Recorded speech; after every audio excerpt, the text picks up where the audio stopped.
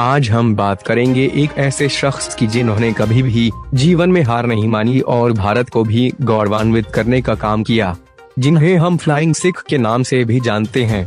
जी हाँ, हम बात कर रहे हैं मिल्खा सिंह जी की। पाकिस्तान के गोविंदपुरा में जन्मे मिल्खा सिंह का जीवन संघर्षों से भरा रहा। बचपन में ही भारत पाकिस्तान बंटवारे का दर्द और अपनों को खोने का गम उन्हें उम्र भर सताता रहा।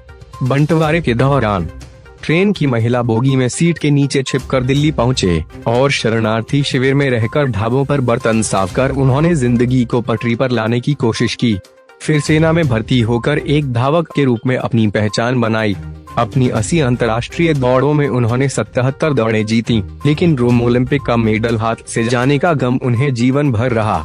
उनकी आखिरी इच्छा थी कि वह अपने जीते जी किसी भारतीय खिलाड़ी के हाथों में ओलंपिक मेडल देखें, लेकिन अफसोस उनकी अंतिम इच्छा उनके जीते जी पूरी न हो सकी। हालांकि मिल्खा सिंह की हर उपलब्धि इतिहास में दर्ज रहेगी और वे हमेशा हमारे लिए प्रेरणा स्रोत रहेंगे। हाथ की लकीरों से जिंदगी नहीं बनती, अजम हमारा भी कुछ हिस्सा है। जिंदगी बनाने में जो लोग सिर्फ भाग्य के सहारे रहते हैं, वे कभी सफलता नहीं पा सकते। एक साक्षात्कार में मिल्खा सिंह की कही ये बातें उनके संघर्ष के दिनों से सफलता के शिखर तक पहुंचने की कहानी को बयां करती हैं। आपको जानकर हैरानी होगी कि धावक बनने से पहले मिल्खा सिंह की जिंदगी काफी कांटों भरी थी। उनका जन्म 20 नवंबर को 1929 को गोविंदपुरा, जो अब पाकिस्तान का हिस्सा है, में एक सिख राठौड़ परिवार में हुआ था। वे अपने माँ बाप की कुल 15 संतानों में से एक थे। दुर्भाग्यवश उनके कई भाई बहनों की मौत छोटी उम्र में हो गई थी और देश के बंटवारे की आग में उन्होंने अपने माता पिता, एक भाई और 2 बहनों को अपने सामने जलते देखा। इस दर्दनाक मंजर के बाद वे पाकिस्तान से महिला बोगी के डिब्बे में बर्थ के नीचे छिपकर दिल्ली पहुंचे। कुछ समय तक वे शरणार्थियों के लिए बने शिविर में रहे। इस दौरान उन्होंने पुरानी दिल्ली रेलवे स्टेशन के सामने फुटपाथ पर बने ढाबों में बर्तन साफ किए ताकि कुछ खाने को मिल सके, चाहे वो बचा कुचा ही क्यों ना हो। कुछ दिनों तक वे दिल्ली में रहने वाली अपनी बहन के घर पर भी रहे। अपने भाई मलखान सिंह के कहने पर उन्होंने सेना में भर्ती होने का निर्णय लिया और चौथी कोशिश के बाद साल 1951 में सेना में भर्ती हो गए। इसके बाद वो क्रॉस कंट्री रेस में 6ठे स्थान पर आए। इस सफलता के बाद सेना ने उन्हें खेलकूद में स्पेशल ट्रेनिंग के लिए चुना। सन 1956 में मिल्खा सिंह ने मेलबर्न में आयोजित ओलंपिक खेलों में 200 और 400 मीटर रेस में भारत का प्रतिनिधित्व किया। सन 1958 में मिल्खा सिंह ने कटक में आयोजित राष्ट्रीय खेलों में उन्होंने 200 और 400 मीटर दौड़ में राष्ट्रीय कीर्तिमान स्थापित किया। एशियन खेलों में भी इन दोनों प्रतियोगिताओं में स्वर्ण पदक हासिल किया। वर्ष 1958 में उन्हें एक और महत्वपूर्ण सफलता मिली, जब उन्होंने ब्रिटिश राष्ट्रमंडल खेलों में 400 मीटर प्रतियोगिता में स्वर्ण पदक हासिल किया। इस प्रकार वे राष्ट्रमंडल खेलों के व्यक्तिगत स्पर्धा में स्वर्ण पदक जीतने वाले स्वतंत्र भारत के पहले धावक बन गए।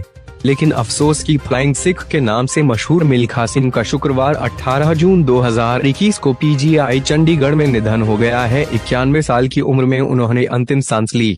इससे पहले 13 जून को उनकी पत्नी निर्मल मिल्खा ने इस दुनिया को अलविदा कहा था। 2 महान खिलाड़ियों के निधन से खेल जगत में शोक की लहर है।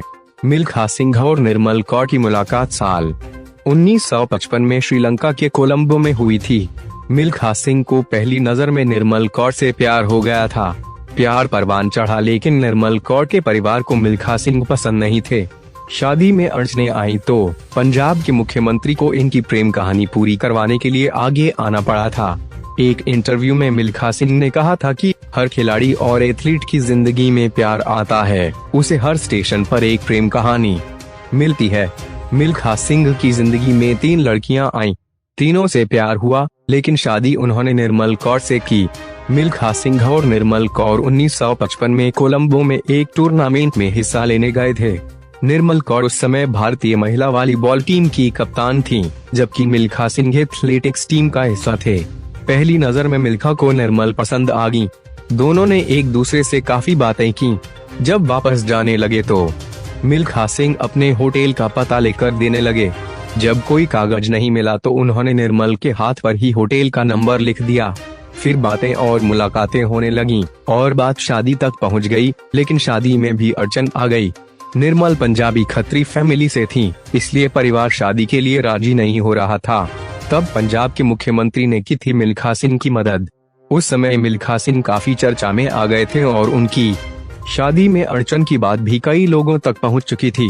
उस समय पंजाब के तत्कालीन मुख्यमंत्री प्रताप सिंह कैरों को पता चला तो वे मदद के लिए आगे आए और दोनों परिवारों से बात कर शादी तय करवा दी। साल 1962 में दोनों शादी के बंधन में बंध गए। मिल्खा सिंह ने कई बार सार्वजनिक तौर पर अपनी पत्नी की तारीफ की थी। उन्होंने कहा था कि वे खुद 10वीं पास हैं, लेकिन बच्चों को पढ़ाने और संस्कार देने में उनकी पत्नी निर्मल का ही अहम रोल रहा है। उनकी गैर मौजूदगी में निर्मल ने बच्चों की पढ़ाई और बाकी सभी बातों का ध्यान रखा। वे अपनी पत्नी को सबसे बड़ी ताकत मानते थे। इस वीडियो को लाइक करें और हमारे चैनल को सब्सक्राइब करें। बेल आइकन दबाना मत भूलें। सामाजिक सत्य न्यूज़, जन जन की आवाज़।